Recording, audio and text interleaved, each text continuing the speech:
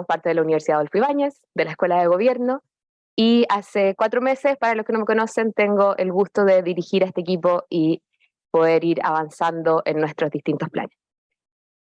En el CEFIS nos dedicamos a que tengamos datos, formación y investigaciones que nos permitan ir avanzando en la... podamos ir avanzando en distintos elementos, y lo que hemos armado en este ciclo de charlas es que podamos tener un espacio para poder conversar de aquellos temas donde todavía nosotros no hemos desarrollado investigación propia, pero estamos mirando y estamos conectados con distintos actores en el ecosistema que nos están poniendo ciertas señales de cosas que están pasando. No tienen por qué ser todos temas súper novedosos, sino que también formas nuevas o desafíos nuevos que está enfrentando la filantropía en diferentes líneas, ¿ya? Y la idea es que podamos ir conversando, viendo qué es lo que nos están diciendo estos registros. Acá teníamos, tenemos ciertos elementos que estamos mirando, el Johnson Center, CEMEFI, nuestros partners en México, WINGS, que es un colectivo para movilizar la filantropía a nivel mundial. ¿Cuáles son los elementos que estas distintas organizaciones van distinguiendo? ¿Cuáles son elementos que se van repitiendo en estos distintos reportes? ¿Y cuáles nos hacen sentido para los distintos momentos en los que estamos acá en Chile? Entonces, el formato en cada una de estas sesiones va a ser que vamos a tener una breve exposición del tema, como lo que anterior, con filantropía de datos, y conversar con actores de nuestro ecosistema chileno para ver qué es lo que estamos teniendo de estas tendencias, qué nos resuena, Entonces, la idea es que conversemos, ¿ya? Este es un espacio donde nos bajamos un poquito de la investigación y el dato, sino que vamos a explorar estos elementos y poder ir viendo qué es lo que nos hace sentido y no. Vimos la vez pasada filantropía de datos, cómo esta es una tendencia que va creciendo en el mundo, donde las distintas organizaciones hacen un aporte no monetario a través de la información que tienen, que aplicada a otros contextos puede tener un valor de crear bienes públicos. Hoy vamos a hablar de financiamiento colaborativo. La próxima sesión vamos a hablar de cuáles son las tendencias y los desafíos que están tensionando un proceso que es bastante clásico en la filantropía, que es el fortalecimiento de capacidades de las organizaciones a las que se apoya. Después vamos a revisar los cuestionamientos en la siguiente a las formas en que medimos. Hemos hecho un gran camino en tener cada vez más evidencia y rigurosidad cuando vamos avanzando, y estos son los temas que tenemos hasta ahora. La idea es que si tienen ideas, tienen inquietudes, tienen una experiencia que les gustaría que pudiéramos revisar, conversémoslo, porque este espacio es un espacio del que queremos ir construyendo entre todos. Entonces, el tema que nos convoca hoy es financiamiento colaborativo. Una de las cosas al corazón de la filantropía siempre ha estado en el aporte de recursos. Pero eso ha tenido diferentes formas. El financiamiento colaborativo no tiene una sola definición, ¿ya? Y hay distintos formatos y elementos del financiamiento colaborativo que se han ido haciendo más presentes en la filantropía en los últimos años, y algunas definiciones, para que las podamos ir teniendo, es, por ejemplo, el Milken Institute, que es un instituto finés que investiga la filantropía, plantea que es alinear factores filantrópicos de distintos actores basados en objetivos de largo plazo, ese es un primer elemento, y que se articulan o en áreas geográficas, en temas, poblaciones beneficiarias o algún otro elemento que sea común a los donantes, que todos los donantes comparten una misma motivación para poder juntar sus recursos y hacerlo de manera conjunta. El Rockefeller Advisory Center lo marca más bien desde cuáles son los propósitos para los que se hace ese financiamiento colaborativo, y lo define desde el poder aumentar la capacidad de dar respuesta a desafíos que cada vez son de mayor escala y por lo tanto poder entregar respuestas más robustas, ¿ya? Uno lo hacemos desde cómo nos juntamos, la otra definición que se ofrece es como para qué nos juntamos, y hay un elemento que finalmente tiene que ver con cuáles son las ventajas que se busca de este proceso, que es la definición que hace Blue Meridian Partners, que es una organización que junta a muchos donantes en Estados Unidos, que es decir que una comunidad filantrópica colaborativa es una donde sus miembros van a compartir los costos, los riesgos y los éxitos de sus decisiones de inversión, basada en resultados, porque ese es el foco que ellos tienen. Entonces, dentro de esto puede haber muchas formas de articular, ¿ya? Y hay aproximaciones desde las más livianas a las más intensivas. Uno de los modelos es las redes de aprendizaje. Las redes de aprendizaje, como por ejemplo esta que es el Biodiversity Funders Group, juntan a donantes que están en una misma causa, en una misma temática, y los articulan para que aprendan unos de los otros. Y esto es, digamos, la inversión más liviana, por decirlo así. Somos distintos actores que estamos en una misma temática, tenemos una articulación consciente, sabemos en qué están unos y otros, cada uno es independiente de tomar sus decisiones de financiamiento, pero lo que vayamos aprendiendo en cada uno de nuestros proyectos, lo vamos poniendo en común y vamos generando conocimiento que nos permita no solamente entender mejor el ecosistema en el que trabajamos, sino que también ir aumentando y modificando los estándares del sector en el que estamos trabajando. Hay otra línea, que es la siguiente, que tiene que ver con un alineamiento estratégico, que es una alianza un poquito más profunda, que significa que acá nos vamos a centrar no solamente en saber lo que están haciendo unos con otros, sino que coordinar lo que estamos haciendo. Si bien cada uno tiene sus esfuerzos independientes, sí vamos a intencionar en buen chileno, no pisarnos la cola uno con los otros, sino que articular bien de tal manera que podamos repartirnos los problemas, coordinarnos y poder ver de tal manera que unos con otros nos vayamos potenciando, que efectivamente no solamente aprendamos, sino que tengamos una acción conjunta, aun cuando cada uno tenga independencia en sus decisiones de financiamiento. El Big Bang Philanthropy es una cooperativa, por decirlo de alguna manera, de donantes que encarna muy bien este principio, porque lo que ellos hacen es establecer desafíos comunes en los que se articulan los distintos donantes y también generar un pequeño fondo, donde en el fondo se establecen estándares para la donación de todos los que son parte del grupo. Vas a financiar al menos 5 proyectos, cada uno de los proyectos va a tener un financiamiento por al menos 3 años, vamos a trabajar en estos 2 temas, en estas áreas geográficas,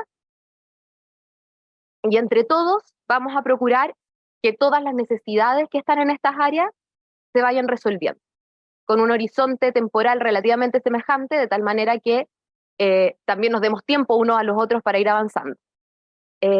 Y también tienen ahí una contribución, tienen, digamos, un ticket de contribución preestablecido de al menos 5 millones de dólares en estos proyectos a 3 años, y al menos $1 millón para proyectos, digamos, que sí se toman como un fondo colaborativo, que es la tercera opción. La tercera opción, que es la primera que uno piensa, son los fondos comunes. Y, por ejemplo, Blue Meridian Partners, que teníamos la definición anterior, funciona así. Es lo más estructurado, es hacer un fondo común entre distintos actores, que eso implica tener que establecer un principio de gobernanza, requerimientos claros para cómo otros se suman, cómo hacemos crecer ese fondo y también cómo, por supuesto, lo vamos a invertir en distintos temas o hacer donaciones. Funciona para los 2 formatos. Y aquí uno de los elementos que ha ido creciendo es que la administración del fondo no sea parte de ninguno de los donantes en particular, y eso es lo que vamos a revisar en un par de láminas más, como uno de los fenómenos llamativos de cómo se está dando hoy día estos fondos comunes, que, como vamos a ver, no es algo nuevo, es algo que ha existido desde mucho tiempo, pero que sí ha tenido un boom muy grande, ¿ya? Richspan Group, que es una consultora grande que es basada en Boston, hizo este reporte el año pasado respecto a cuánto ha crecido este tipo de instrumentos. Y si ustedes se fijan, en los últimos años ha sido un crecimiento súper exponencial. Cada vez más está en estas líneas, y la explicación que hay detrás es que, dado que los problemas son más complejos y que los esfuerzos que están haciendo no están llegando a cabo, naturalmente se ha ido dando este mayor enfoque de colaboración, pero no solamente han aumentado en números, sino que también han aumentado en recursos, ¿ya? hay un potencial de, si se mantienen estas tendencias, de que prácticamente 5 veces los montos que se están entregando hoy día, dentro de los próximos 5 años, pasen a entregarse de esta manera. Y eso se ve en que los fondos que estaban moviendo 50 millones de dólares al año, hace 5 años, perdón, eran apenas 8, el año pasado ya eran cerca de 20, y la proyección y los compromisos que se están haciendo hace que cada vez sea más la proporción de la filantropía que se entrega a través de este tipo de iniciativas. Las formas más comunes, y esto lo vamos a ir viendo dentro de los fondos colaborativos, primero son los giving circles, donde individuos juntan su dinero y van tomando decisiones colectivamente de cómo distribuirlo y a qué proyectos aportar. Y acá, la idea central es que dependiendo de cuál sea el desafío, puede ser cuál es la mejor forma de articularse colectivamente para resolverlo. En segundo lugar están los fondos temáticos, que es donde primero se pone una causa, se establecen objetivos y desde ahí se convocan a donantes. Por lo tanto, la decisión de cómo se articula, y cómo se van a tomar las decisiones, ya está predefinida en la invitación. Y la tercera son inversiones colectivas, donde se establece el fondo y después, en la medida que van llegando los proyectos, se van tomando las decisiones de largo plazo. Y lo que se apalanca acá principalmente en los 3 casos es la búsqueda de buenos proyectos entre todos y los leads que cada uno vaya teniendo, la eficiencia del proceso de due diligence, o sea, de poder revisar que efectivamente los proyectos están aportando bien, que tengan un buen sustento teórico, los equipos técnicos que pueden apoyar también se ponen en común, y el conocimiento de cómo gestionar o cómo vincularse con un territorio, con una temática, también se pone en común y se potencia.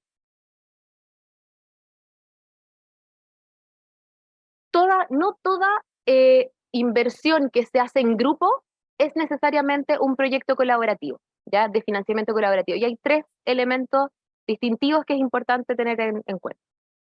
El primero es que son iniciativas con una visión sistémica, ¿ya? Donde en el fondo lo que se busca es pasar más allá de los síntomas de un problema social para poder llegar a sus causas profundas. Y en ese sentido, la idea es poder, a través de un grupo de recursos mucho más grande, poder abarcar múltiples elementos de un problema de manera simultánea. Y de esa forma se aumentan las posibilidades de éxito de cada una de esas iniciativas al tener el ecosistema colaborante instalado. Un ejemplo de esto, por ejemplo, y que está siendo muy fuerte en Estados Unidos, son los fondos para causas raciales o causas religiosas, causas de minoría, porque a través de muchos donantes que solos no podrían hacer un cambio muy fuerte, en conjunto pueden ir atacando un grupo de problemas que permitan ir probando soluciones con un plazo también un poquito más largo. El segundo componente tiene que ver con el plazo con los compromisos. Si todos aseguramos los fondos, la variabilidad y el riesgo de no contar con los recursos en un plazo mayor permite tomar también compromisos de más largo plazo con las donatarias. Y en este sentido, lo que se ha visto en este tipo de fondos es que permiten abordar 2 elementos que en general suelen costar cuando los proyectos se hacen de forma individual, que es sostener durante varias iteraciones una idea, sobre todo cuando son proyectos bien novedosos, eh, o sostener el desarrollo de conocimiento para generar una solución en un tema por un periodo más largo, y en otros casos donde efectivamente ya tenemos el conocimiento, tenemos una claridad de que esto puede ser una buena solución, y el plazo de maduración para que eso logre sus resultados sea largo, ¿ya? Y acá el Hyde Fund es eh, un fondo colaborativo del sur de Estados Unidos que se dedica al cambio climático y la justicia de género, porque relaciona ambos elementos, eh, en que el compromiso mínimo de inversión son 5 años para cada uno de sus actores, y cada vez que entra en un lugar, entra al menos con 5 proyectos en un mismo sector, de tal manera de que se pueda ir probando y evolucionando un conjunto de acciones. Y el último elemento, que tiene que ver con también un elemento más directo, es dividir el riesgo para poder potenciar el impacto, ya poder tomar entre muchos, bajando un poquito el riesgo para cada uno de los actores, apuestas más arriesgadas, y acá en su nombre está el Audacious Project, que es uno de los líderes en este tema. Es un fondo que se generó a partir de charlas TED, está alojado en el sistema TED, donde esas ideas que se planteaban en charlas TED, que era como, bueno, ¿y si le ponemos plata a esta idea detrás? Y vemos qué es lo que pasa con esto. Acá no solamente hay un riesgo financiero de elementos que puedan resultar o no, sino que también de repente hay elementos reputacionales o elementos de imagen que entre varios es más fácil articular, ¿ya? Por ejemplo, acá uno de los ganadores de este año del Audacious Project es una iniciativa que entrega recursos a personas que tienen registros criminales, pero que tienen la elegibilidad para borrarlo. Les entrega los recursos para pagar esa multa que les permite borrar sus recursos. Reputacionalmente, un donante solo puede ver mucho riesgo en eso. ¿Qué pasa con esa persona después si reincide? Pero como un colectivo están dispuestos a tomar ese riesgo. Y puede ser, en ese sentido, no solamente a través de recursos, sino que también de poner una voluntad común y un bloque común de intenciones y de principios, que se pueden tomar también estas apuestas un poquito más riesgosas. Dos elementos centrales que están finalmente en por qué esto no es para todos y no es para todo necesariamente. Hay desafíos que están en este grupo colectivo que tienen que ver con las relaciones de poder, ¿ya? La primera es entre donantes, ¿ya? Al pensar que esto va a ser algo de largo plazo, donde vamos a ir tomando decisiones en conjunto, las razones que nos unen con los otros socios tienen que ser también profundas. Tenemos que poder llegar a acuerdos en largo plazo porque el compromiso con las donatarias también es de largo plazo, ¿ya? Y también obliga a las organizaciones a pensar muy bien en qué soy bueno yo. ¿Soy bueno en apoyar proyectos una vez que los adjudiqué? ¿Soy bueno en identificar personas, equipos con potencial? ¿Soy bueno en apoyar las condiciones del ecosistema por mis redes para que este proyecto, o los proyectos que he apoyado, logren tener éxito? Ok, y cómo esas ventajas que yo tengo como un buen donante se complementan con otros actores, y con eso vamos construyendo un fondo que no solamente sea juntar recursos, sino que también todos estos talentos que tengamos la disponibilidad de intercambiar. Y otro punto que es muy importante acá tiene que ver con las gobernanzas claras desde el principio. De respecto a vamos a incorporar más actores o no, bajo qué condiciones vamos a incorporar más actores o no. ¿Es este el fondo de la Fundación A invitados o es un fondo de terceros que finalmente al que todos aportamos, pero es un fondo independiente? Esa figura de los fondos independientes, que ha sido una decisión que han ido tomando muchas de estos colectivos, donde la administración y la toma de decisiones está en un tercero, ha abierto un fenómeno que tiene que ver con la relación de poder con las donatarias, que particularmente en Estados Unidos está haciendo mucho eco, que es que la toma de decisiones finalmente se está devolviendo en muchos casos a la comunidad beneficiaria. Entre muchos donantes armamos este fondo, pero la gestión y la toma de decisiones queda en una entidad tercera, en la que tienen fuerte participación aquellos afectados por el problema del que estamos trabajando. Y eso se ve como un potencial enorme dentro de las colaborativas de fondo, de poder acercar, de generar mayor compromiso, de generar un impacto también más profundo al conocer mejor cuáles son las problemáticas. Pero por otro lado, tiene las dificultades del aprendizaje que que se busca generar en estas eficiencias de los fondos colaborativos, donde queda como en una capa más mediada. Se puede dificultar también el ir teniendo esa potencia, ¿ya?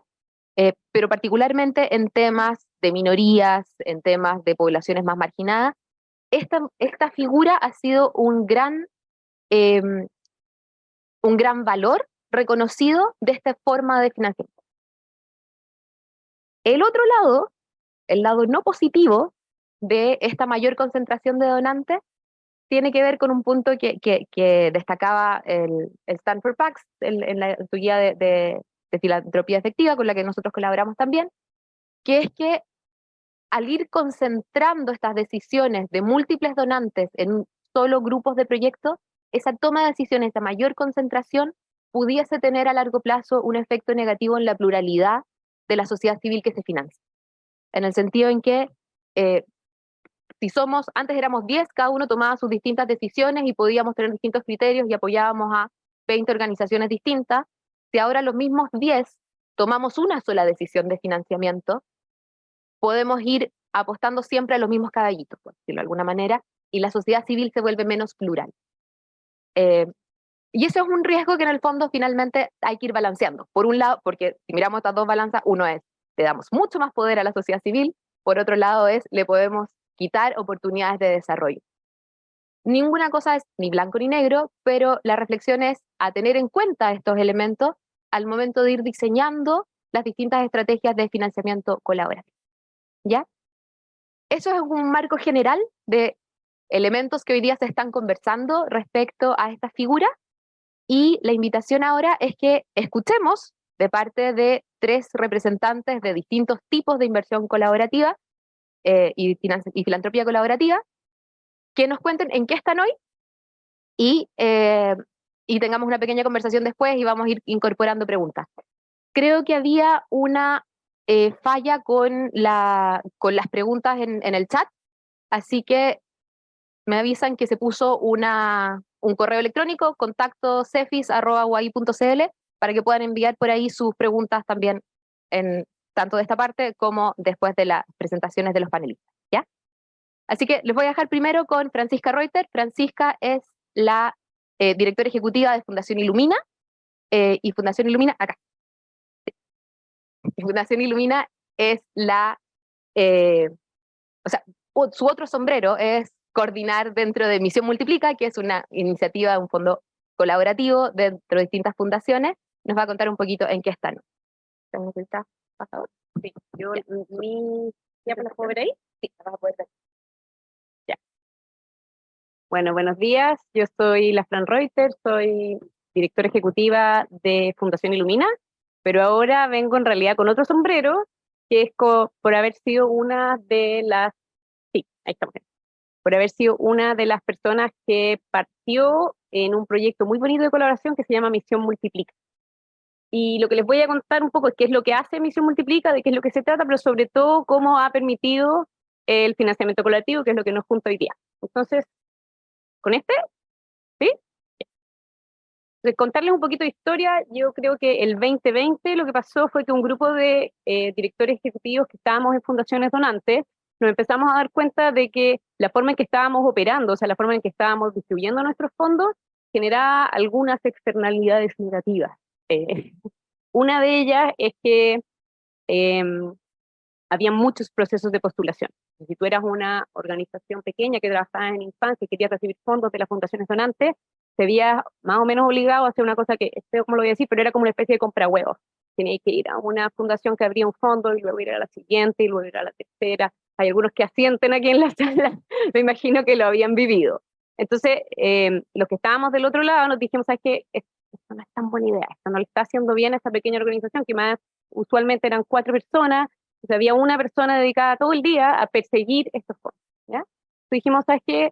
Nosotros que estamos del otro lado, quizás si nos juntamos podríamos hacer algo para facilitar estos procesos. O sea, lo que decía ahí era como estos múltiples procesos de postulación, habían varios dolores, o sea, la gente que vivía ese proceso tenía muchas quejas asociadas, que era muy lento, que era muy desgastante, que usaban muchísimas horas, que era caro, que además era muy frustrante, que muy pocas veces tenían respuesta de las postulaciones, que muchas quedaban volando.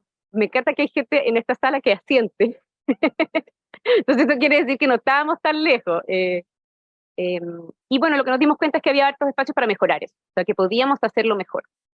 Y entonces lo que pasó, así para ser bien sincero, fue que al principio nos juntamos varios, al principio debemos haber sido 6, que dijimos, ¿sabes qué? Estamos más o menos de acuerdo que esto no debe seguir. Entonces fue como, sí, ¿sabes qué? Esto no debe seguir. Pero no teníamos una idea tan clara de cómo lo íbamos a solucionar. Y entonces una de las cosas lindas de Misión Multiplica es que fue desde el principio un proceso muy colaborativo. Nos sentamos entre 6 y pronto éramos 7 y luego éramos 9, diciendo ya, a ver, ¿cómo entre todos, qué podríamos hacer? ¿Cuál sería el primer paso para ayudar a la sociedad civil y que esto fuese más sencillo? Y lo que finalmente cristalizó es una plataforma, fue una herramienta web que se llama Misión Multiplica. Y que lo que hace es un poco ahí, lo que buscamos es democratizar el acceso a financiamiento a proyectos con alto potencial para mejorar el impacto que ellas tienen. Entonces, ¿qué es? Es una plataforma que permite que las organizaciones de la sociedad civil puedan visibilizar sus proyectos de manera rápida y sencilla frente a una comunidad de fundaciones donantes que pueden poner a disposición recursos para estos proyectos. Y esa es una forma larga de decir, y este es un esquema complejo para decir somos un Tinder. Eso básicamente es un Tinder. La gente presenta sus proyectos con unas características, digo, trabajo con niños, trabajo en la quinta región, necesito esta cantidad de dinero, hago este tipo de cosas, y las fundaciones, por otro lado, generan un perfil que dicen, yo busco proyectos o yo financio proyectos que tengan estas otras, y la plataforma lo que hace es, cling, no sé, en Tinder es como que hacemos swipe así, bueno, esto es más o menos lo mismo, cada vez que entra un proyecto a la plataforma con las características de lo que mi fundación financia, la plataforma me manda una alerta, me dice, plim, ellos están buscando financiamiento en tus líneas de acción, ¿sí? Tiene un poco más de complejidad, pero básicamente es eso, ¿ya? Y lo bonito es que la idea aprendió, y dentro de las fundaciones donantes, ahí se ven los logos de todos los que están participando.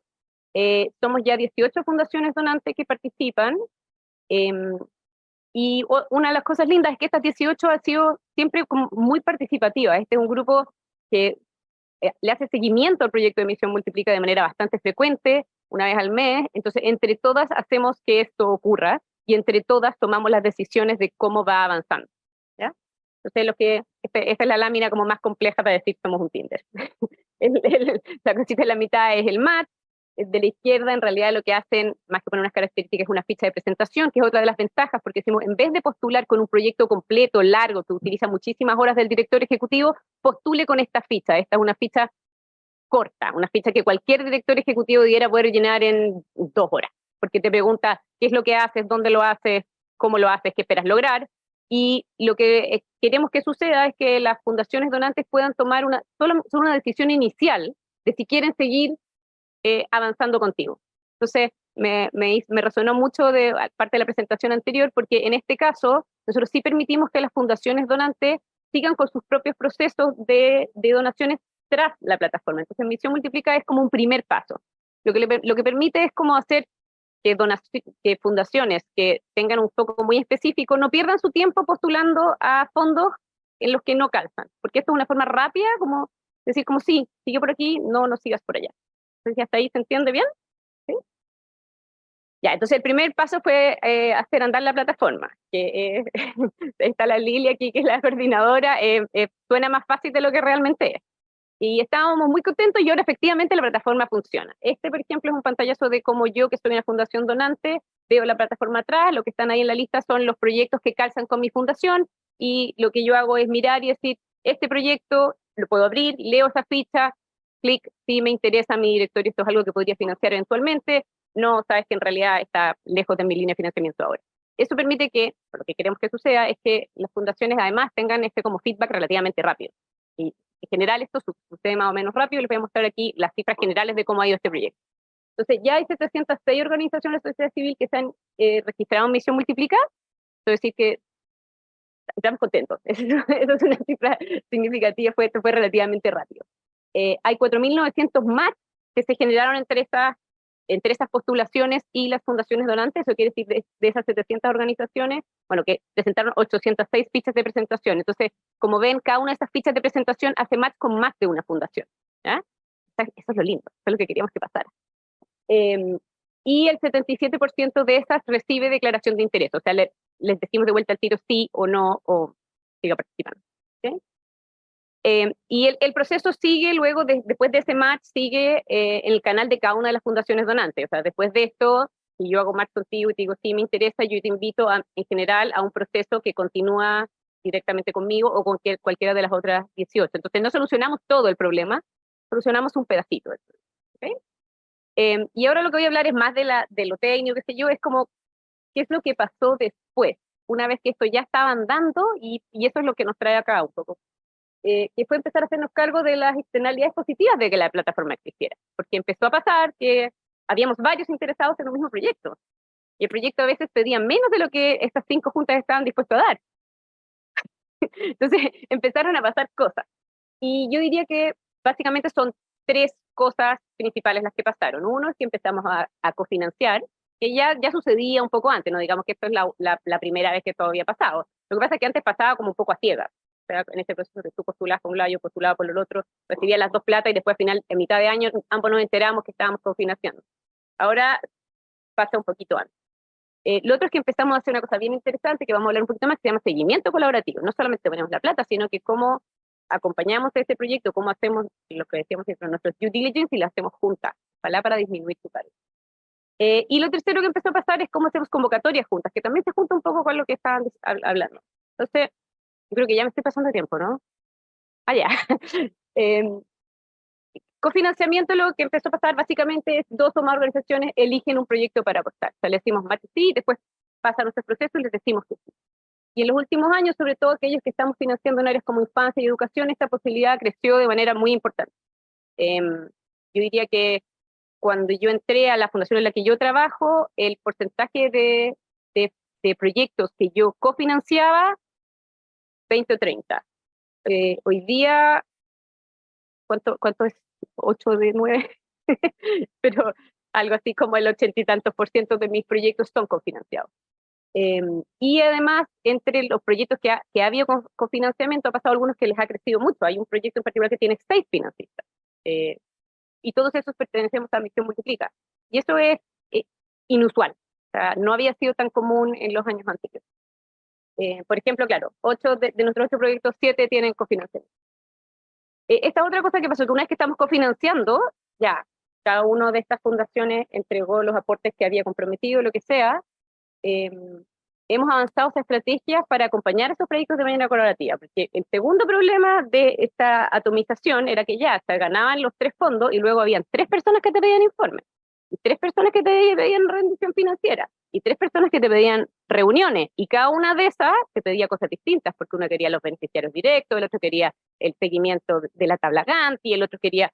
Entonces, eso, cuando pasaba, era también tremendo desgaste para las organizaciones. Entonces lo que dijimos es, ok, cuando estamos financiando juntos, démosle a todo el organismo el favor, sentémonos en una sola mesa.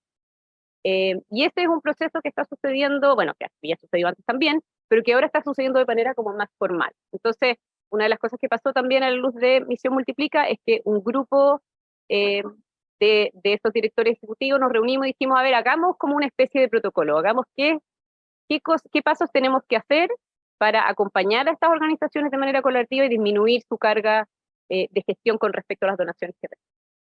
Y eso ya está pasando. Estamos trabajando en un documento guía que ordena el procedimiento. Yo creo que dentro de aquí de hecho hay gente que participa en ese equipo.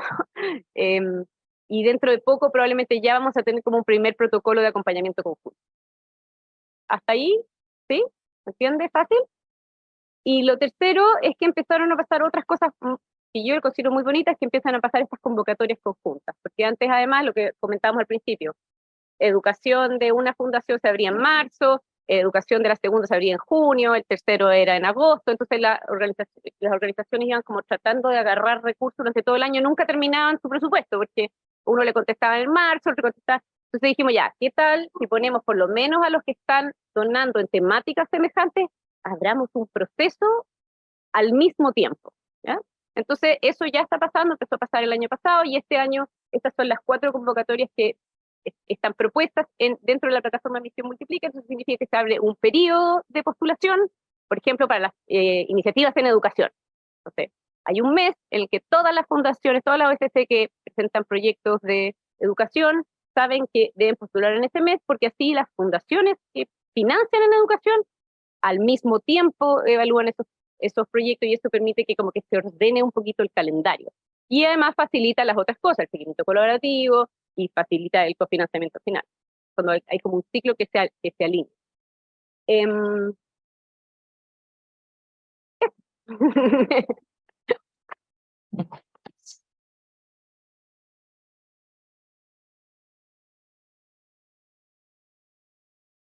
Muchas gracias, Fran. Para seguir en el tema, vamos a pasar a otro formato que tiene que ver con inversiones y para eso le voy a pedir a Sebastián Cantuarias, que es el CEO de la Banca Ética Latinoamericana, que nos cuente también de qué manera en el caso de tomar decisiones de inversión, esta figura colaborativa se está dando en cada uno de sus procesos. Sebastián, eh, ¿necesitas una presentación o sí? Vamos a ver, ¿está justo después? No. Vamos a presentarla. Cuenta un poquito más, por favor, de trabajar. No, está. ¿Me escuchan bien, cierto? Sí. Oye, lo primero que les quiero pedir es que si empiezo a hablar muy rápido, no se entiende lo que digo, ustedes me avisan. No me voy a ofender, pero bueno, si tengo que hablar rápido, ahí está, perfecto. ¿Que no? Sí, con el pasador estoy perfecto. Yo soy Sebastián Cantoria, soy padre de 3 hijos, ¿ya? De 2 hijos y una hija. Estoy muy contento de estar acá con ustedes porque desde yo en toda mi vida profesional, perdón, he trabajado en el mundo de las fundaciones muy ligado al tema de la filantropía, siempre buscando recursos, lo que es un trabajo largo, duro, difícil, que se sufre, que se celebra, que se ríe, que se llora, ¿cierto? Eh, yo digo que las donaciones tienen 2 días felices, el día que te dan la donación y el día que te la renuevan. Todo el resto de los días son sufridos siempre, ¿ya? Y siempre habiendo trabajado por el mundo de las fundaciones, llegué un poco al accidente de participar de la banca ética, que es un proyecto de banco, ¿ya? Y les quiero contar un poquito de eso y desde dónde nosotros estamos mirando el tema inversión, filantropía. Cuando pensé en esta presentación, dije no voy a hacer la misma presentación latera de siempre de la banca ética, porque además varios de los que están acá la han escuchado, entonces quise cambiarla un poco y compartir esto, que es un lineamiento que nosotros tenemos, una visión que nosotros tenemos, que la publicitamos muy poco, la compartimos muy poco público, pero es un lineamiento de cómo pensamos, de cómo entendemos la economía. Y miramos esta idea de que el dinero tiene 3 usos, ¿ya? Yo cuando lo escuché la primera vez dije, no, el dinero tiene más usos, y me puse a pensar otros, y siempre llegué a que cualquier uso del dinero me cabía en una de estas 3 categorías. Entonces, al principio la negué y después la adapté, el que quiere cuestionarla, bienvenido en ese sentido. Y son como 3 niveles que es bien interesante entenderlos desde abajo hacia arriba. Primero el consumo, que tiene que ver con nuestras necesidades, ¿cierto? Eh, lo que comemos, lo que compramos, ¿cierto? Donde vivimos, como lo que tiene que ver con nuestra satisfacción como seres humanos del mundo material, ¿cierto? El consumo. La mayoría de nuestros sueldos se gastan en ese dinero, ¿cierto? En el dinero del consumo, ¿ya? Hay muchas personas cuyo único uso del dinero pueden hacer es el consumo. Las personas de menores ingresos, ¿cierto? Solo están en ese nivel del dinero. Después, en un nivel un poco más arriba, la inversión ahorro, ¿ya? Que es interesante verla desde el punto de vista de que la inversión no es para satisfacer necesidades de hoy día, sino que es más bien de futuro, y con la inversión y el ahorro uno establece relaciones en la economía, ¿cierto? Se mete en los sistemas financieros, ahorra, invierte. Y hay quizás un nivel que está por sobre, que ya está un nivel distinto que tiene que ver con esto de la donación o la filantropía. Me encanta la imagen, cuando yo escuché esto por primera vez, la imagen de decir que la donación tiene que ver con esto como de regalar dinero al mundo para que muera ahí y a partir de morir ahí el dinero surja algo nuevo. Mucho de lo que ocurre para nosotros las organizaciones de la sociedad civil cuando se nos dona dinero es que el donante o el filántropo muere el dinero para él y con nosotros nace algo nuevo con este dinero. Entonces, me pareció bien esta imagen poética y quería partir esta charla compartiendo estas 3 cosas con ustedes que me parecieron que eran buenas. Como digo al principio, cuando yo lo escuché, me pareció como extraña, pero después fui viendo que tiene harto sentido, sobre todo esto mirarlo desde abajo, desde las necesidades, hasta lo más altruista, hasta la idea de donar dinero para que muera y nazca en otra cosa con el dinero. Ahora, como nosotros somos un banco, nos hemos dedicado, perdón, como estamos creando un banco, simplemente dice que somos un banco, no somos banco todavía, no nos han autorizado. Nos dedicamos al segundo, al de ahorro e inversión, pero nos dedicamos al segundo de ahorro e inversión bajo una idea de que no se puede invertir en cualquier cosa o no se puede financiar cualquier cosa. Y por eso me gusta mostrar este dibujo que es una visión de la banca ética. Si ustedes buscan en Google van a encontrar hartos autores que hablan un poco de la idea de los bancos con valores, la banca ética. Nosotros tomamos esto para explicar el proyecto en Latinoamérica. Me gusta explicarlo al revés del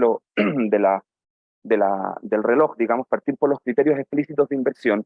Lo que hace un banco ético es que dice claramente dónde va a invertir y dónde no. Entonces dice, voy a invertir en estos lugares de la economía y no voy a estar en estos lugares de la economía, y en ese sentido busca que hayan ciertos lugares que se desfinancian. Hay un ejemplo muy brutal, como muy obvio, digamos, que los bancos éticos dicen, no vamos a invertir en empresas que tienen trabajo infantil, por ejemplo, que es un poco un obvio, ¿cierto? En un país como el nuestro es un poco un obvio, pero la verdad es que en el mundo no es tan obvio. O dicen, no voy a invertir en armas, o no voy a invertir en energías fósiles. Y sí voy a invertir en otras cosas que me gustan o que quiero que ocurran en la economía. Este es un primer elemento. El segundo es bastante subyacente, que tiene que ver con que solo invierte en economía real, economía que da de comer, economía que existe, y no operan en la economía especulativa o no operan en el negocio de hacer dinero del dinero, sino que solo ganar dinero en base a los bienes y servicios que la economía produce. Hay un tema de transparencia total. Acá cuando ustedes lo buscan en Google van a encontrar transparencia radical. A mí la palabra radical no me gusta tanto porque no tiene que ver como con una cosa confrontacional, sino que más bien con decir, si tenemos criterios explícitos de inversión y si solamente operamos en economía real, es bastante razonable pensar que podemos mostrarle a nuestros clientes dónde invertimos, ¿ya? Y mostrarlo no para vanagloriarse de eso, sino que mostrarlo para que el cliente pueda decir estar o no con nosotros. Y al ver dónde invertimos, decir, a mí me gusta estar aquí, voy a poner aquí mi dinero, o a mí no me gusta esto que ustedes hacen, me voy a llenar mi dinero a otro lugar. Entonces, esta transparencia total lo que de alguna manera busca es darle al cliente real libertad de elegir, ¿ya? Si en general ustedes llaman, donde tienen inversiones, ustedes llaman a su ejecutivo de cuenta y le preguntan dónde está invertido su dinero, en general esa respuesta no la encuentran, ¿ya? Cuando ustedes ven un fondo mutuo de países emergentes, ustedes preguntan en qué países invierte este fondo mutuo, no tienen ni idea, ¿ya? Entonces, esta idea de la transparencia es que ustedes puedan ver dónde se invierte su dinero. Y por último, y no me voy a quedar en eso porque este es un tema aparte, un tema de la gobernanza, que es cómo se gobierna esto para que se cuide en el largo plazo. Y me gusta el corazón, esta idea en el centro de que todo esto está unido por una cultura, por una idea de mirar el impacto, de mirar la idea de la inversión desde el impacto que produce. Y esa cultura está basada fundamentalmente en esta frase, y la verdad es que yo quería compartirles esto nomás. Esta idea de que hacia dónde circula el dinero, es decir, donde nosotros invertimos, donde nosotros ahorramos, acuérdense que estoy en el segundo uso del dinero, ¿ya? Crea la sociedad en la que vivimos, ¿ya? Esto está redactado para la idea de la inversión, pero también sirve para la idea del consumo. Hacia dónde circula mi dinero de consumo, crea la sociedad en la que vivimos. Cuando ustedes compran una polera a 1.000 pesos en un retail, siempre decimos nosotros, detrás de un precio barato hay alguien que lo pagó caro. Cuando yo consumo productos de empresas que precarizan empleo, por ejemplo, o cuando consumo productos de empresas que destruyen el medio ambiente, finalmente lo que estoy haciendo es, con mi dinero, crear la sociedad en la que vivo. Nosotros lo hemos focalizado mucho en el tema del ahorro y la inversión, pero funciona para los tres usos del dinero, porque tiene que ver con esta idea de ser consciente que mis actos en la economía a través del dinero crean la sociedad en la que vivimos y no al revés, ¿ya? No es que la sociedad me llega, que yo la construyo, ¿ya? Un ejemplo, me retan mucho por decirlo aquí, como estamos en confianza lo voy a decir, pero un súper buen ejemplo de esto en la banca es que uno dice, bueno, la sociedad de consumo está construida desde el crédito, ¿ya? Y no al revés, ¿ya? O cuando uno mira cómo ha evolucionado la ciudad latinoamericana, cómo han evolucionado las grandes urbes, con el crédito de consumo está ahí en la calle, donde hoy día tenemos más plazas, tenemos más moles que plazas, ¿ya? Y la ciudad va quitando área verde para la vida humana y la va cambiando por consumo. Ese es un súper buen ejemplo de cómo la conciencia en el uso del dinero o el entender hacia dónde fluye el dinero es parte de esta idea de la sociedad en la que vivimos. Yo les quería contar esto y, y, y, y para que no quede solo como en el discurso, les quiero contar muy en concreto cómo nosotros hacemos que esto sea real. Invertimos en 3 áreas: en educación y cultura, en desarrollo social y medio ambiente. En educación lo que buscamos es financiar la idea de que los seres humanos somos creativos, de que los seres humanos tenemos capacidad de pensar, entonces por eso financiamos arte, música, literatura, jardines infantiles, colegios, todo lo que tiene que ver con eso que ocurre en la economía que promueve el pensamiento libre del ser humano, la idea de que somos seres creadores, somos seres humanos. En el ámbito del desarrollo social, nos gusta mucho esta idea de entender que los seres humanos somos seres relacionales, por lo tanto financiamos la idea de la relación entre los seres humanos, ONGs, proyectos de inclusión, proyectos de vivienda social, desarrollo urbano, todo lo que tiene que ver con esos lugares de la economía donde los seres humanos nos relacionamos entre los seres humanos.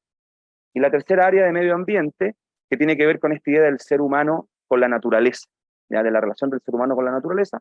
Financiamos economía circular, reciclaje, producción sustentable, y todo lo que tiene que ver con esta idea de que los seres humanos, con nuestras manos y con nuestra capacidad de crear, creamos y satisfacemos nuestras necesidades mediante. Entonces, estas tres áreas no son como un brainstorming, son más bien una visión del ser humano que tiene que ver con esta idea de decir la relación del ser humano con la naturaleza, la relación entre los seres humanos y la relación del ser humano con su propia capacidad de crear y de ver. ¿Ya? Esas son las tres áreas de inversión. Y por último, ¿cómo hacemos esto colaborativo?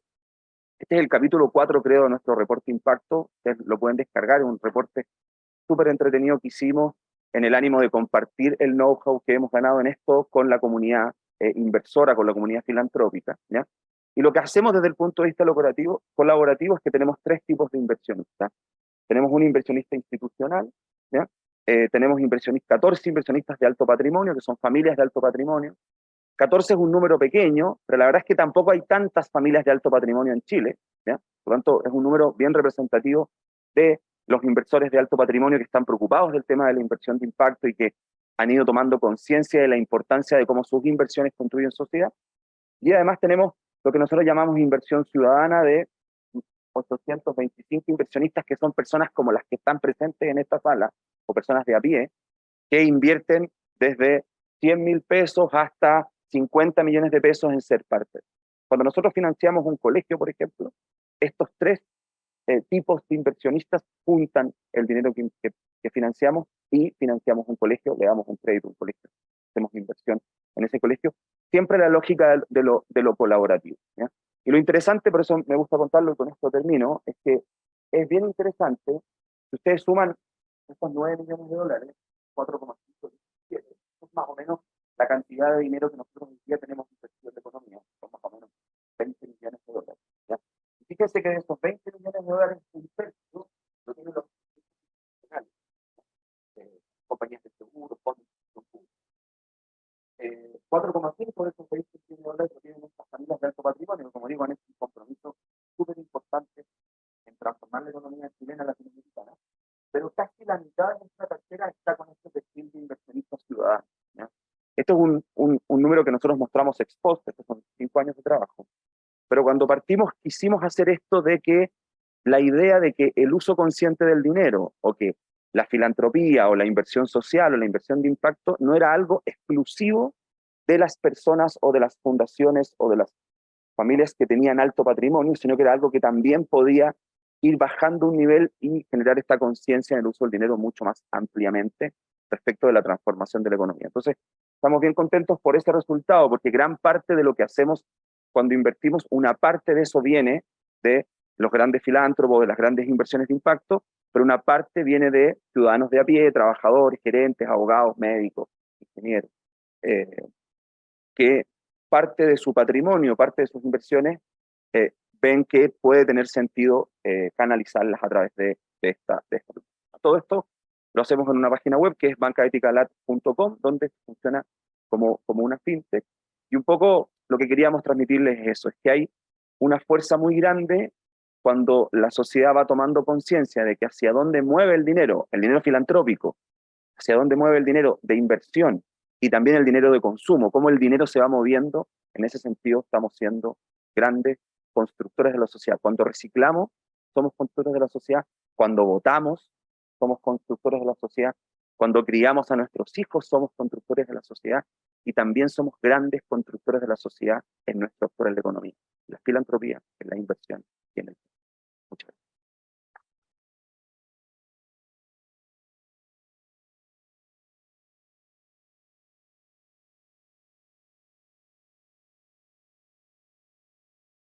Bueno, muchas gracias, Sebastián. Vamos a pasar entonces a nuestro tercer invitado y después vamos a abrir un poquito la conversación, así que si los que tienen preguntas, los que tengan preguntas, los que tengan algunos comentarios, reflexiones, los pueden ir haciendo llegar para los que están conectados a través de el correo contacto cefis@uai.cl y a los que están acá en la sala, vayan anotándolas, las van teniendo, vamos a después pasar el micrófono para que las puedan ir haciendo, ¿ya? Bueno, voy a dejar a Jorge con ustedes. Jorge es el director ejecutivo de Kelu. ¿Kelu está bien? ¿Kelu? que es una organización que ha ido moviendo los Giving Circles, los círculos de donantes en Chile, y nos va a contar cuál ha sido el proceso, cómo han ido tomando sus decisiones y cuáles son los nuevos desafíos. Hola, hola. Voy a contar igual. ¿Sí?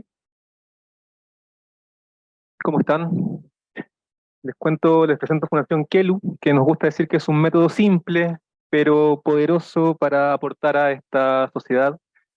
Y es simple porque probablemente Kelu es el método social o uno de los métodos sociales menos innovadores que existen. ¿Qué hacemos en específico? Cada mes seleccionamos una causa social, una causa con nombre y apellido, que puede ser, por ejemplo, algún niño que tenga alguna enfermedad, algún abuelito que tenga alguna necesidad urgente de ser financiada, y creamos una campaña de recaudación de fondos para financiarla, financiamiento colaborativo específico. Y es poco innovador porque esto siempre se ha hecho y siempre se va a hacer. Siempre han habido y van a haber casos de personas que su único camino que les queda es solicitar el apoyo de la sociedad, de su comunidad, y siempre van a haber personas que están dispuestas a aportar.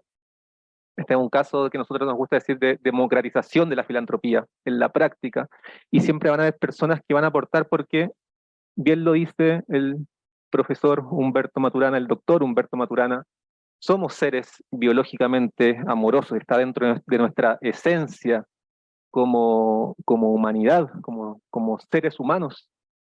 Lo único que hicimos en Kelu fue empaquetar este modelo simple, que le estamos poniendo nombre, estamos metiendo en el tema de los Giving Circles, que después lo vamos a conversar, pero hicimos un paso a paso. Paso 1, todos los meses seleccionamos una causa. El paso 2, activamos una campaña de financiamiento colaborativo. Nosotros no somos una plataforma en donde cada persona presenta su causa y solicita donaciones, sino que generamos y ponemos al servicio de una causa cada mes toda una comunidad de donantes que se ha ido formando poco a poco. El paso 3, entregamos la ayuda, que es la parte obviamente más linda de este proceso. Y el paso 4, generamos un informe de transparencia que es probablemente el atributo que más nos reconocen nuestros donantes. La capacidad de poder mostrar con nombre y apellido y hacia dónde va cada recurso que entregan. Y creemos también que es el principal atributo que entrega el financiamiento colaborativo. Esta historia simple, linda, podría haber sido la historia de cualquiera de ustedes, y puede ser la historia de cualquiera de ustedes. Una Navidad, hace 5 años, dijimos, ¿por qué no, en vez de todo el dinero que ocupamos para comprar regalos de Navidad, lo ocupamos para ayudar a alguien? Y nos dimos cuenta que no era tan difícil. Juntamos alrededor de, en ese momento, 800.000 pesos, y ayudamos a Rita, que tenía una enfermedad de diabetes, y fue un gran aporte, obviamente. Y dijimos, ¿por qué no repetimos esas acciones al mes siguiente? ¿Qué pasó? Mucha gente dijo, ¿sabes qué? Del amigo, del amigo, del amigo, como digo, esto es algo que todos pueden hacer. Apoyamos a Antonella, y al mes siguiente a Lidia, y cada día se empezó a ampliar esta comunidad de donantes, de donantes democráticos. Cualquier persona puede aportar 10.000, 5.000, 10.000, algunos 100.000, y se empezó a crear una linda tradición de que todos los meses le cambiábamos la vida a una persona a partir del trabajo, del aporte colaborativo. Cuento corto, no tengo mucho tiempo, 75 causas, más de 75 causas, 300 millones de pesos, 3.000 donantes, más de 12.000 seguidores en Instagram. Este es un caso pequeño, de baja escala, pero como una pequeña práctica de democratización de la filantropía se puede transformar en una gran comunidad de personas que aportan y que cualquiera lo puede hacer. Y después de todo este tiempo podemos decir 2 cosas. Primero, que estamos obviamente enamorados de ayudar, y quizás todos aquí compartimos que ayudar hace bien, hay que ser más solidarios y es parte de nuestra esencia. Pero lo que nos convoca en este encuentro es que estamos enamorados del financiamiento colaborativo por dos razones. Primero, hoy día con la tecnología no hay límites, hay que saber manejar este monstruo tecnológico, pero hoy día podemos conectar a cualquier persona del mundo. Y por eso nosotros decimos que queremos democratizar y que todos se sientan filántropos, no solamente las personas con alto patrimonio, y así hacemos sentir a nuestros donantes que cada mes se genera una recurrencia en su donación. Nosotros tenemos claro que no manejamos ni el 1% de lo que podemos llegar a ocupar la tecnología, pero vamos hacia allá, queremos ser un gran movimiento de donantes. Pero también estamos enamorados de esta forma de financiar porque nos vuelve a conectar con nuestra esencia como humanidad, esa esencia de ser comunidad. Hay veces que han habido causas que llega una persona y dice yo financio el 100% de la causa. Obviamente no vamos a decir que no, y lo aplaudimos, pero créanme que es distinto cuando llegamos a fin de mes y le cambiamos la vida a una persona con nombre y apellido a partir de la colaboración entre muchas personas que no se conocen. Esa celebración, ese sentimiento que se siente difícil de explicar, y más que explicárselo, los quiero invitar a que lo vivan y que ustedes también sean filántropos. Con la causa de Julio, Ángel, un pequeño niño que tiene 7 años, nació con microcefalia, su cerebro dejó de desarrollarse y estamos reuniendo fondos para comprarle una cama clínica y otros insumos médicos. Nuestra meta son 3 millones de pesos. Falta poquito. Y esa sensación hacemos todos los meses, hacemos sentir que cada uno de ustedes sean también filántropos, y los invito a que, estoy seguro que después de este encuentro vamos a llegar a la meta, son 88%, así que los invito a quelocausas.com/ángel para que también sean filántropos y que celebremos juntos esta linda práctica de ayudar a alguien todos los meses. Eso es Kelu, muchas gracias. Gracias, Jorge. No te vayas, te voy a pedir que pases, por favor, a sentarte acá. A la Fran y a Sebastián también les pido que se sienten acá con nosotros. Adelante, donde quieran. Veré ahí, ya, me quedo acá. A ver, tengo algunas preguntas que han ido llegando, que me las han ido pasando. No es que esté mirando WhatsApp porque esté chateando con cualquier persona, estoy leyendo las preguntas que nos llegaron. Hay cosas que han resonado de las cosas que ustedes han ido planteando, que nos han ido comentando, y que me gustaría partir con algo que se repite en muchas de ellas, y que era una de las preguntas que también les había pasado antes, que tiene que ver con la toma de decisiones previa a decidir ir en una inversión colaborativa o en un financiamiento colaborativo, que es decir, a qué tema, a qué causa, cómo nos articulamos. Tú planteaste estos grandes temas, los 3 temas que tiene la banca ética. Fran, tú dijiste, nosotros en realidad no tomamos una decisión previa, sino que fuimos juntando lo que ya estaba pasando. Pero ¿qué más va apareciendo en decir, en esto vamos juntos, en esto no? ¿Qué tipo de estudios hay detrás de cuál es el sistema que se quiere formar? ¿Cómo están juntando el conocimiento que los distintos actores tienen? En el caso tuyo, Jorge, en algún momento conversamos como, ¿cómo se elige la causa del mes? ¿Quién aporta la causa del mes? ¿Cómo se toma la decisión de a qué grupo o a qué tema vamos a ir aportando juntos y en dónde cada una de las personas va de forma independiente? En el caso de la selección de los proyectos, hay proyectos que se pueden financiar uno a uno, hay otros que se pueden financiar en grupos más grandes. ¿Cómo participan los distintos actores de esa toma de decisiones?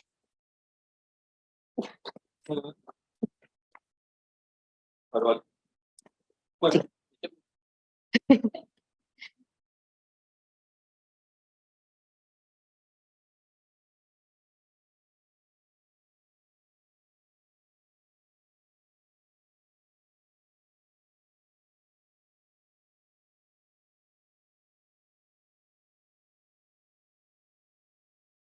lo que para el caso sobre todo de fundaciones pequeñas es para nosotros el gran desafío de poder generar sociedad con ellos mismos, comunicación, y eso es mucho trabajo para nuestro caso en específico de marketing digital, cómo lograr comunicarnos con mucha gente individual. O sea, cada tenemos 3.000 personas que donan mensualmente o la base de datos, y lo hacemos partícipe de cómo elegir. No nos votamos todavía, pero le vamos preguntando qué causa le gustaría aportar, y los vamos segmentando por tipo de donantes. A mí me interesa la causa de educación, y a ellos le vamos enviando la información específica para las causas de educación, para las causas de salud, para las causas de situación de calle. Eso hoy día. Hoy día, ¿por qué? En el futuro queremos generar, nuestro gran sueño es generar gran círculos de donantes específicos para cada causa, y que sean donaciones constantes, que es todo el modelo de Giving Círculos, que son los círculos de donación, que grupos de donantes aporten constantemente y apadrinen causas sociales. Nosotros queremos generar este gran movimiento de donantes, pero vamos para allá, estamos generando, desde ser una comunidad pequeña a ser un movimiento de donantes. Súper, gracias. Bueno, Misión Multiplica, ya les expliqué un poco que en el fondo tiene que ver con estas muchas distintas fundaciones que tienen distintas misiones, distintos directorios y distintos énfasis. Entonces, para nosotros eso es tremendo desafío. Nosotros todavía no estamos en ese lugar en el que digamos que todos nos vamos a poner de acuerdo a donar en este proyecto. Cada fundación que participa de Misión Multiplica mantiene sus propios criterios y sus propios, digamos, procesos para entrar a apoyar uno u otro proyecto. Entonces, en eso, participar de Misión Multiplica, participar de este, digamos, como método de selección, no restringe los criterios con los que tú eliges finalmente los proyectos a los que donas. Dicho eso, empiezan a pasar cosas muy bonitas, porque, por ejemplo, hay algunas fundaciones que dicen, yo solo dono infraestructura. Bueno, un ejemplo. Y otras dicen, yo jamás voy a donar infraestructura.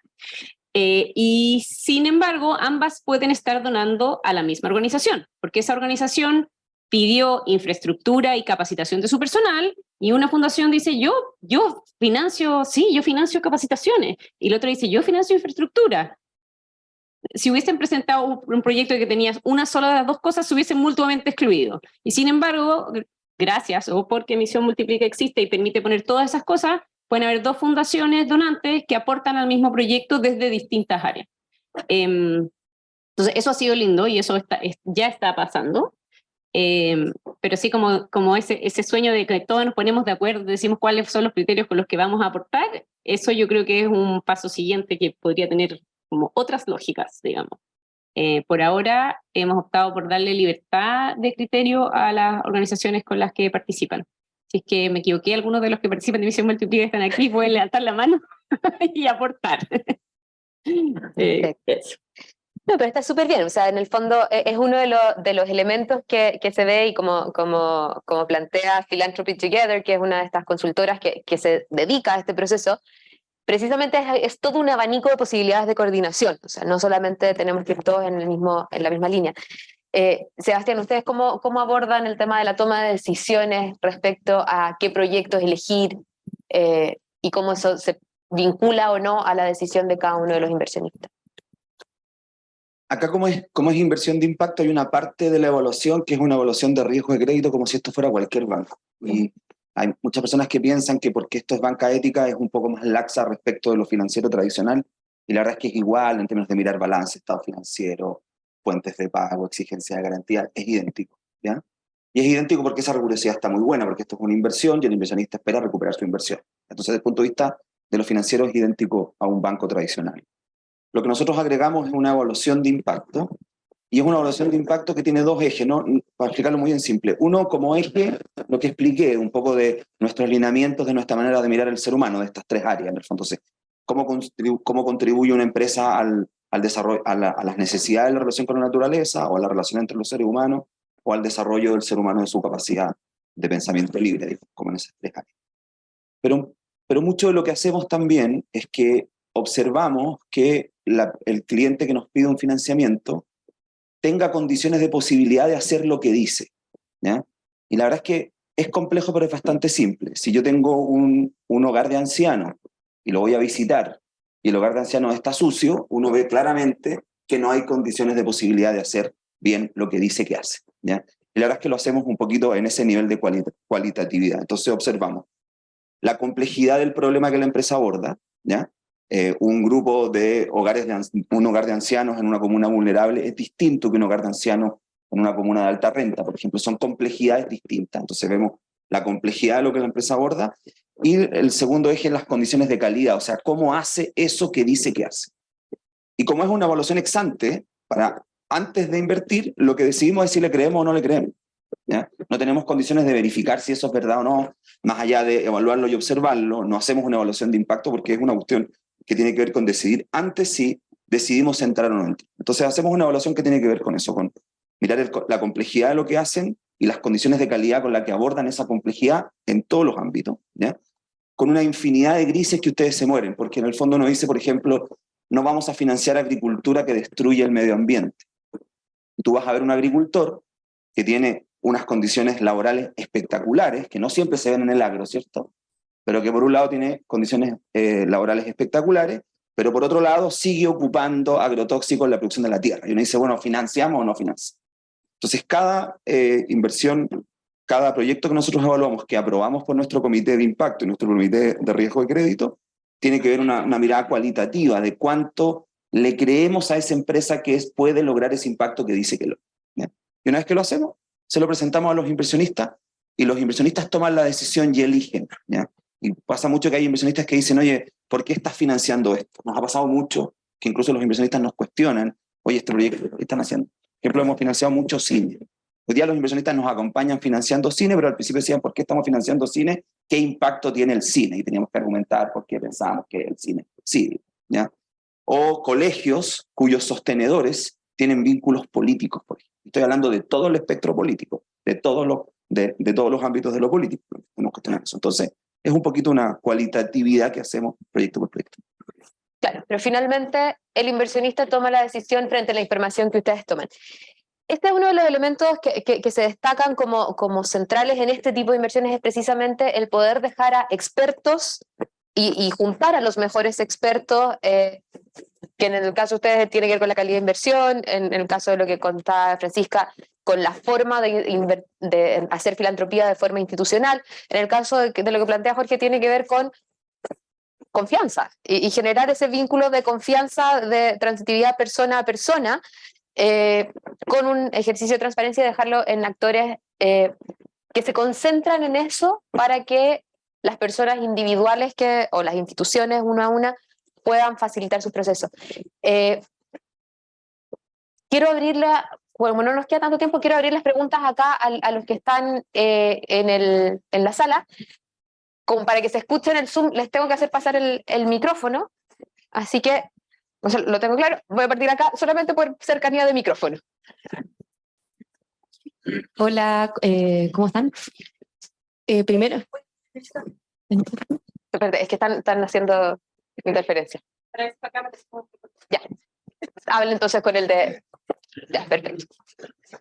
No sabía que estaban conectados. Bueno, primero que nada, yo quería felicitar al CEFIS porque encuentro que es súper importante los invitados que tuvieron hoy, que mezclaban la filantropía desde el punto de vista de las donaciones y desde el punto de vista de las inversiones. Así que ahí hay un mundo que muy pocas veces se junta y creo que es súper importante que empecemos a conversar y ahí como la pregunta es para ustedes, ¿cómo ven esta posibilidad de trabajar en conjunto, ya que la filantropía puede ayudar al tema de inversiones para disminuir los riesgos?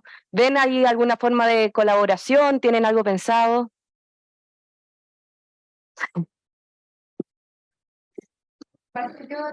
Bueno, hay un proyecto que no tiene que ver exactamente con esto, pero que está bien en la mitad, que se llama Bien Público, no sé si alguno de ustedes lo conoce.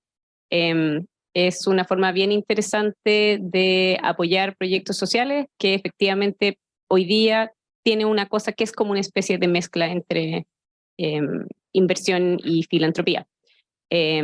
Si me pongo a explicar ese proyecto aquí no salimos más, o sea, pero también pasa que varias de las fundaciones donantes, que es lo que yo represento, están en ambos mundos, o sea, están en el mundo de filantropía y están en el mundo de inversión, y varios de esos están cambiando también hacia el tema de inversión de impacto. Yo creo que ahí hay como unos diagramas de Venn con unos círculos bien comunicados, unos espacios que me imagino que el resto aquí también conoce. Nosotros nos ha pasado que la palabra filantropía, para muchos hay como un gran abismo, o nos cuesta sentirnos filántropos, está como el prejuicio de eso, o la imagen de que solamente es la persona con alto patrimonio. Y nosotros estamos tratando como de cambiar esa mirada de que todos podemos ser filántropos, y por eso también el CEFIS y todas las instituciones como académicas, tiene que haber un cambio cultural para que se genere esa unión y se masifique esto.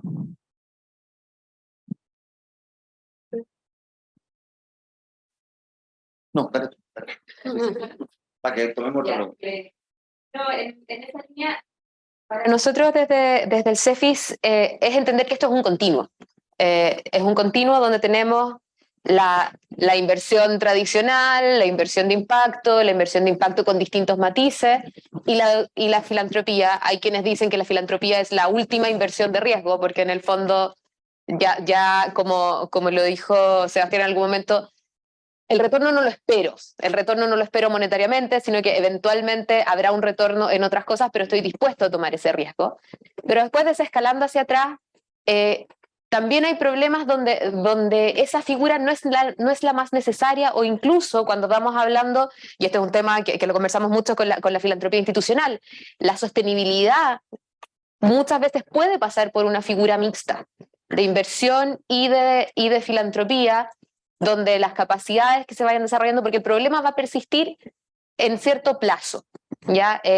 O requiere de soluciones más mixtas. Entonces, la invitación es a que miremos siempre el abanico completo de opciones y cómo, según el momento en el que está una organización, puede ir requiriendo más de uno o del otro, e ir desarrollando distintas estrategias que le permitan, dependiendo del tipo de problema con el que está o el tipo de la causa en la que está, una visión de largo plazo, ¿ya? En las estructuras mixtas.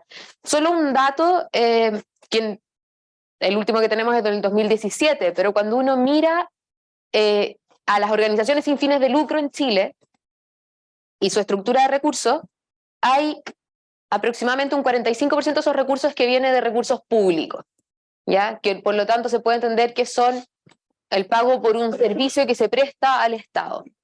Un 35% que son recursos propios, que tienen que ver entonces con efectivamente la capacidad de generar recursos de las organizaciones sin fines de lucro, y solo un 19% que es filantropía. Entonces, si uno lo mira internacionalmente, es un poquito más que el promedio lo que tenemos como filantropía, pero estamos muy abajo de países de alto nivel filantrópico, digamos, sobre todo si lo miramos hacia la OECD.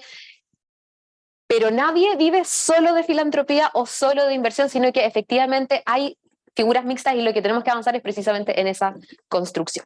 Para no alargarme, voy a dar allá, acá y acá. 1, 2, 3. Muchas gracias. Mi nombre es Gonzalo Plaza, trabajo en la Fundación 99. Un comentario constructivo para la Fran en este Tinder. Un poco, cuando uno está en Tinder, ve el nombre de la persona, si le gustan los gatos o los perros, se hace trekking. Entonces, pero me pasa que con Misión Multiplica de repente hay como una simetría de información donde el que postula entrega toda la información, pero también sería bueno poder ver, por ejemplo, si los donantes, cuál es el rango promedio de fondos que están apoyando, porque ahí tú no sabes si te tiráis con un proyecto de tanto dinero o más pequeño. Entonces, como bajar esa simetría de información, sería bueno. Y respecto a Sebastián, un comentario, no sé si lo han visto, la banca ética está perfecta, pero tiendo a pensar que financian en algún sentido como desfase de flujo de caja, cuando sabes que no tengo plata pero me van a pagar después, o bien, me imagino que la mayoría es contra un plan de negocio, contra un proyecto que genere una rentabilidad con la cual te pueda devolver, con una rentabilidad X, probablemente más baja que la banca tradicional, pero no sé si la norma, quizás los CEFI lo sabe, la norma de la fundación, sociedad civil, es tener proyectos con plan de negocios que generen un retorno económico para devolver y para ser sujetos de estos créditos.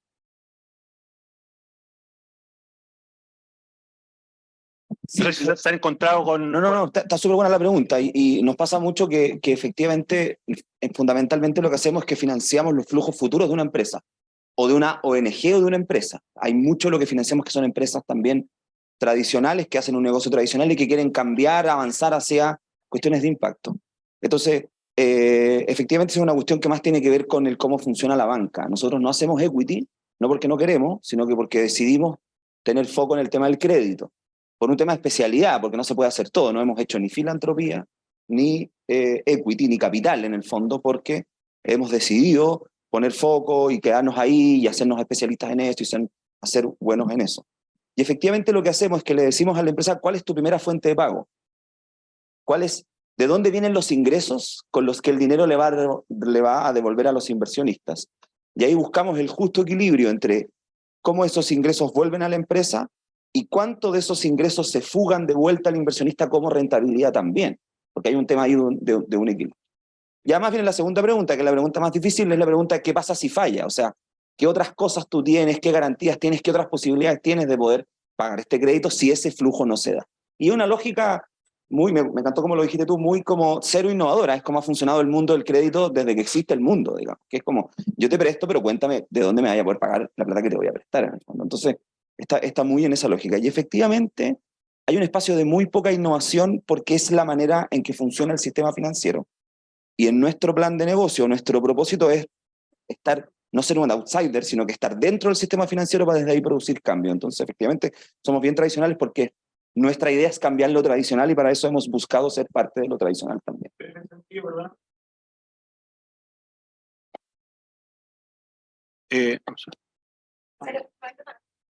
En ese sentido, el porcentaje que ustedes financian tiene que ver más con, o sea, si lo podéis dividir como una torta, es más porcentaje a fundaciones, instituciones que tienen comprometidos un flujo, o sea, plata que le van a echar después y tienen un problema de caja, o proyectos que tienen un modelo de negocio que después la venta de esos productos o servicios va a generar la rentabilidad para pagarte la cuota del crédito. No, es sobre un plan de, es sobre ambas cosas, pero en el caso del plan de negocios es sobre algo que realmente exista, porque si no es muy riesgoso y nuestras políticas de riesgo son conservadoras. Lo explico muy en simple, cuando yo lo aprendí me encantó así, es que no financiamos riesgo taquilla. Si tú eres un productor de una película y tú nos pides un crédito para hacer una película y nos dices que nos vas a pagar con las entradas que vas a vender de la película, no te financiamos eso. No podemos financiar. No hacemos riesgo taquilla o una hora de teatro de cuánta gente la va a ir a ver, porque puede ser que no llegue nadie y que tú no puedas pagar. Entonces siempre es sobre flujo de caja, sobre proyectos, pero que tengan cierta seguridad o cierta planificación razonable de que esos flujos se van a dar, con riesgo obviamente, pero que esos flujos se van a dar para poder garantizar de alguna manera que el inversionista va a retornar el dinero. Solamente complementar en eso, hay un abanico también mucho más grande de herramientas de inversión social que el crédito clásico.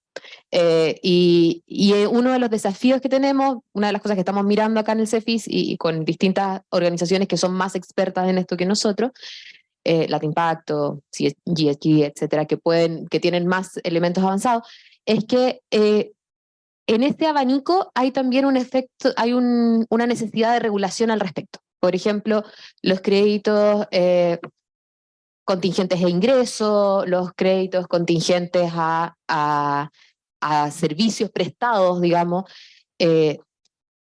pueden ser herramientas que sirvan más a ONGs, pero que necesitamos mover un poquito la regulación para que eso se pueda hacer.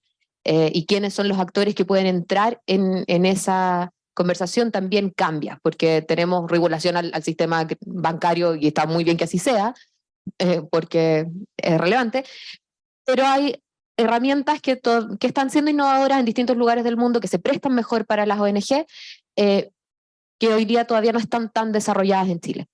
Pero estamos mirando cómo se puede avanzar ahí. Voy a dar las siguientes dos preguntas acá y allá, por favor. Ahí sí. Joaquín Gres. Oye, dos cosas. Uno, una consulta, Francisca, que en su plan de sector donde trabajaba no vi el tema de la inclusión y discapacidad. ¿No lo trabajan? Es por consulta. Bueno, Misión Lo Multiplica lo que hace es agrupar fundaciones donantes que ya tenían sus propias, digamos, ámbitos de acción. Entonces, hasta ahora en Misión Multiplica no se ha sumado a organizaciones que se dediquen exclusivamente a eso. Entonces pasa que cuando no hay dos organizaciones no alcanzamos a hacer una convocatoria conjunta, digamos. Sin embargo, yo diría que hay algunas de las organizaciones que están ahí que sí donan en esa temática. Entonces Misión Multiplica está abierta a recibir esos proyectos y es posible que alguna de esas organizaciones las tome. Eso, lo que pasa es que cuando no hay convocatoria es porque en el fondo una convocatoria conjunta requiere que haya más de una organización donando específicamente en ese tema. Entonces, probablemente lo que pasó es que las que donan en ese no se han juntado aún, no han dicho vamos juntos. Sí, porque hay una que dona a discapacidad e inclusión y no lo aparecía en tu detalle. Y una pregunta súper general.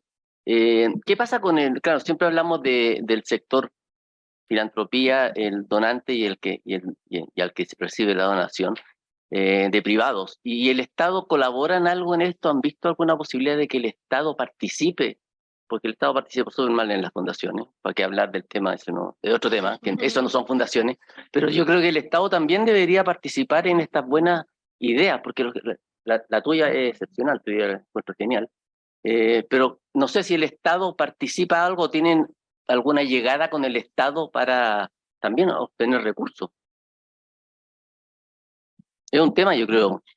Bueno, vuelvo un poquito a esta distinción que planteaba antes. En realidad, si uno mira al sector completo de la sociedad civil en Chile, un poquito menos de la mitad de los recursos son efectivamente del Estado, y ahí hay distintas figuras. O sea, nosotros tenemos una estructura donde bastantes problemas públicos se resuelven a través de participación privada, donde el Estado financia y establece criterios y establece programas. Eso lo tenemos en niñez, lo tenemos en educación, donde hay una parte importante de los establecimientos que son manejados por privados, financiados por el sistema público. Pero yo creo que hay herramientas que se han ido probando y que se han ido intentando, que no han cuajado mucho, como por ejemplo los bonos de impacto social, que a mí me tocó personalmente en algún momento, cuando tenía un sombrero de funcionaria pública, tratar de avanzar en eso. Lo íbamos a lanzar el 20 de noviembre del 2019, obviamente no pasó, pero son cosas, son líneas que van tirando hacia un espacio donde efectivamente el Estado pueda tomar también un rol de inversión más allá del que tradicionalmente tiene. Pero hay mucho espacio de oportunidad, efectivamente, para poder avanzar en esa línea. Como ya se nos está acabando el tiempo, sí. Yo encuentro muy bueno la nueva ley de donaciones, que obviamente no aporta, no es directamente aporte, pero siento que es un lujo la 21.440, como sobre lo que hemos hecho de ejercicios, de cuando la gente dona, por ejemplo, 100.000 pesos, los llamamos y les ofrecemos certificado de donación. Nadie nos ha dicho que sí hasta el momento, pero queremos poder inculcar eso, que la gente mostrar esa herramienta para que lo ocupen. Hola, ¿se escucha? Soy Cristian Vial, soy de Desafío Levantemos Chile. Un poco mirar hacia adentro de nosotros, de decir, nosotros vivimos de la emergencia, vivimos de proyectos muy cortos, de poco tiempo, para poder gestarse, para buscar las lucas, para poder levantarlas y llevarlas a cabo. ¿Cómo ven, sobre todo la Fran y Sebastián, en temas en emergencia, los proyectos que salen de una emergencia? Hoy día en Coltauco, en todo han salido 6 proyectos que estamos haciendo, pero ¿cómo lo hacemos con velocidad? ¿Cómo lo hacemos los tiempos de esto? Para mí me encanta lo que estoy escuchando, pero siempre me falta un poco, más que la intención, es cómo jugamos en épocas que son diferentes. ¿Está la estrategia para poder hacerlo? Me encantaría poder decir que sí, pero no. O sea, el financiamiento de los eventos como los que Desafío Levantemos Chile tiene otra lógica, otra temporalidad, sobre todo. Y además, en general, apela a un bolsón de recursos distinto que la línea de la filantropía tradicional de una fundación. Entonces, no sé, voy a poner un ejemplo cualquiera. Yo siempre, se van a reír de mí los que me conocen de antes, pero siempre pongo la de los perritos. Pero una fundación donante que dice, sabes que yo soy animalista, me dedico solamente a los perritos, tiene un fondo asociado para eso, y eso es una cosa que demora el año. Si entre medio dice, oye, hay una tormenta y queremos ayudar a los niños, eso viene de otro lugar. Entonces, en el fondo, una herramienta como Misión Multiplica no te va a solucionar ese problema, digamos. Ahora, me parece interesante que desarrollemos otras herramientas que pudiesen solucionar ese problema, que podrían tener lógicas semejantes, o lógicas como mixtas, quizás, Sí. como algo entre medio. Pero claro, lo que hoy día nosotros hacemos no soluciona ese problema.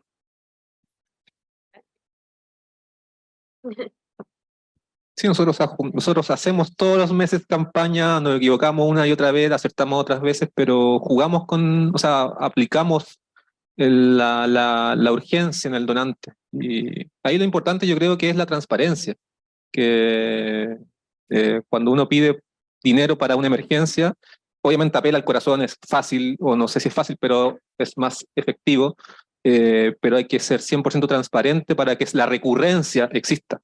Si no hay recurrencia, ahí está el resultado de la gestión.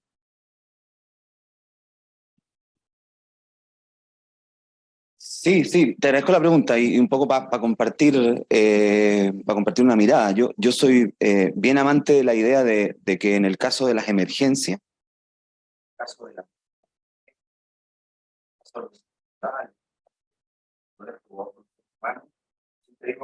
lento que vamos rápido, porque muchas veces el actuar filantrópico de la emergencia no es la mejor solución en mediano plazo.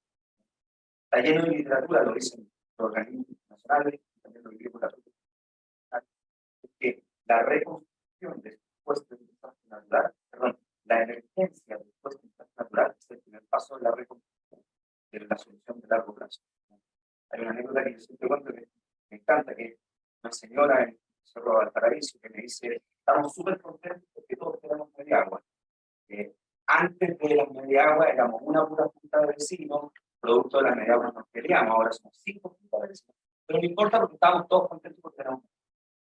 Entonces, en el fondo, siempre tener la conciencia de que ayudar en una emergencia, existe también la opción de dañar. Dañar, pues no. Hay que tener mucha conciencia de que los procesos de reconstrucción requieren lentitud para poder actuar con velocidad. Se requiere mucha conciencia de que lo que ocurre al día siguiente de un natural es el primer paso del mediano plazo, cuando enfocamos el corto del mediano. Ese ímpetu que muchas veces surge desde la filantropía es un ímpetu que muchas veces hay que matizar, lento que vamos rápido, y mucho cuidado porque muchas veces dañar. También el dolor que implica lo que está todo eso que ocurre en nuestro país implica mucho. Perfecto. No sé si te respondimos mucho la pregunta, pero en esa línea, bueno, hay elementos que post pandemia, que si uno mira en espacios internacionales, fondos que se articularon rápidamente han tomado la opción de, pasadas esas primeras emergencias, ser fondos de reserva un poco más permanentes, no cosa de tener que activarse cuando realmente pasa la catástrofe, sino que estar permanentemente preparados para cuando venga esa catástrofe. Hay un riesgo ético ahí, esto por ejemplo uno que se armó después de Katrina en New Orleans, y que después pasaron cerca de 5 o 10 años en que la plata estaba estacionada ahí. Entonces, ¿qué se hace con esa plata? Porque también hay un punto de, hay muchas necesidades, sabemos que eventualmente va a haber otra más crítica, pero tenemos los recursos inmovilizados. Y ahí también este es el contrapeso de estar preparado para cuando venga la catástrofe más grande. Hay alternativas, sobre todo en estos lugares que han sido golpeados por temas más dramáticos, para poder llegar a una solución, y finalmente se van optando por estrategias mixtas, donde hay un fondo de inversión comunitario, pero que siempre tiene un elemento de reserva para poder enfrentar una crisis en la primera etapa, un poco lo que decía Sebastián, los primeros días, y después efectivamente ya te pueden empezar a llegar los recursos propiamente de esa emergencia. Eso te diría que son como herramientas que uno puede ver en otras partes. Estoy 7 minutos pasada en el tiempo, les quiero dar las gracias a todos, a la gente que está conectada. panel, muchísimas gracias por su participación, por sus ideas, por sus comentarios, a ustedes también, por la paciencia, así que les paso el tiro el aviso. La siguiente charla de este ciclo va a trabajar sobre el tema de fortalecimiento de capacidades y un poco la tensión que se está generando en estos movimientos de dar vuelta o repensar las relaciones de poder entre financiamiento y financista y donataria, donde vamos a mirar cuáles son líneas respecto a la formación de capacidades, las apuestas de confianza, las inversiones de alto riesgo, que están vinculadas a poder desarrollar mejor el conocimiento dentro de los distintos sectores. Así que los dejamos invitados y muchas gracias por haberse sumado hoy.